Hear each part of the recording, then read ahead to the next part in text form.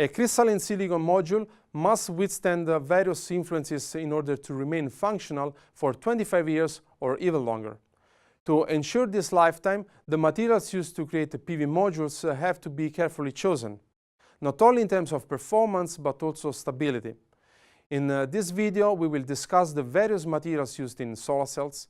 We will also look into the packing density of solar cells in order to optimize the module area. Let's take a look at the structure of a crystalline silicon module. The figure shows a PV module from the front.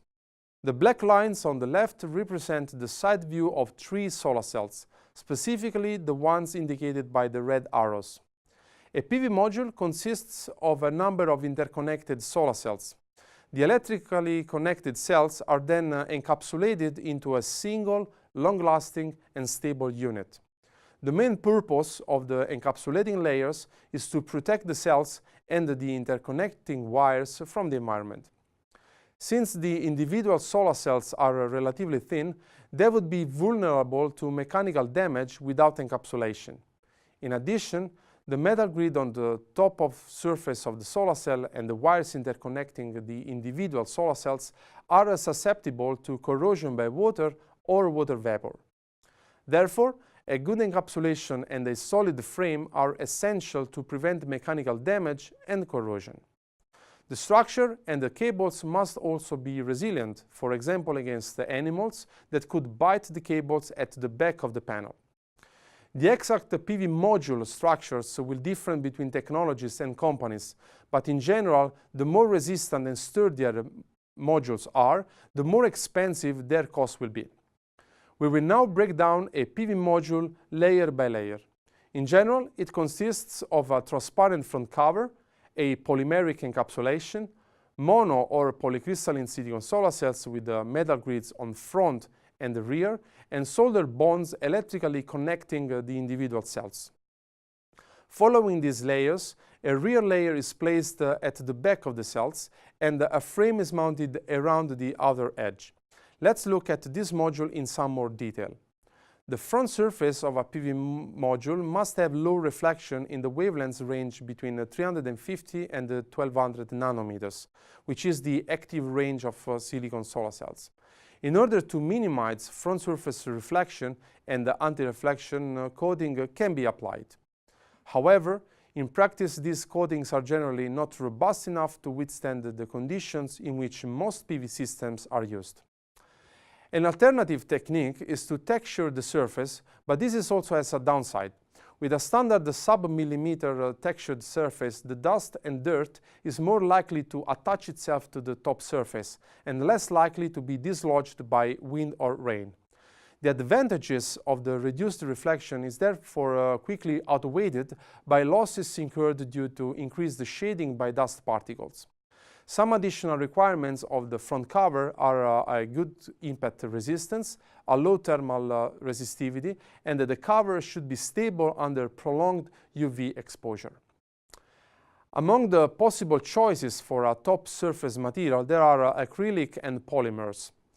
The most commonly used cover is tempered low iron content glass, since it is low cost, strong, stable, highly transparent, impervious to water and gases, and has good self-cleaning properties. Then there is the encapsulation, which is used to provide adhesion between the solar cells and the top surface and the rear surface of the PV module. This encapsulant material should be stable at elevated temperatures and under high UV exposure. The encapsulant should also be optically transparent and have a low thermal resistance. The most commonly used polymer material is ethyl vinyl acetate, or EVA in short. EVA has a refractive index very close to that of glass, so the reflection losses caused by the encapsulation are minimal. EVA arrives in thin sheets that are used to sandwich the solar cells. The layers are then heated to 150 degrees centigrade for polymerization and to create crosslinks that bond the module together.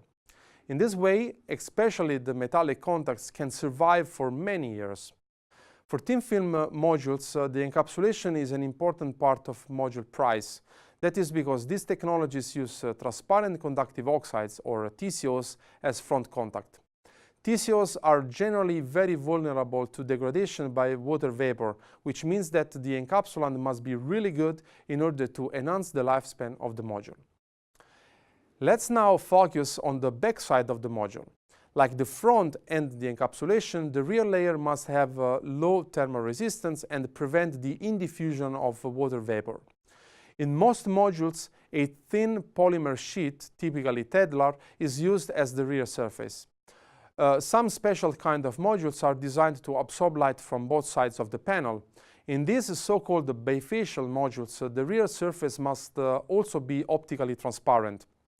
The final structural component of the module is the edging or framing of the module. The frame is typically made of aluminum and should be free of projections, which could result in the lodgement of water, dust, or other matters. Note that at the rear side an additional glass sheet may be used for added strength. Here we see an additional PV module component, namely the junction box. This plastic box located at the rear of the module is designed for outside operation and to withstand the heat cycles. Inside the junction box, we can find a switch that enables all the cells to be either connected in series or some cells in series and some rows in parallel. This way, the output voltage and current of the module can be modified. Usually, the junction box also contains some bypass diodes. An important parameter to consider during the design of a PV module is the pegging density of solar cells. The pegging density is defined as the combined area of all solar cells with respect to the total module area. Let's again consider crystalline silicon modules. The PV modules fabricated about 2 decades ago with the high purity crystalline silicon wafers produced in circular rods used the Czochralski or the float zone methods. Consequently, the cells were cut in circular shapes like the one on the left. It can be easily noted that this will not lead to high packing density. Nowadays, with the improvements in silicon casting, it is possible to grow much larger ingots and obtain semi-squared wafers. These octagonal wafers are obtained by cutting off the rounded parts of the circular rods. The excess silicon is then melted to produce a new ingot. In the case of multicrystalline silicon, the ingot is just cast in a cubic mold, resulting in a lower purity silicon.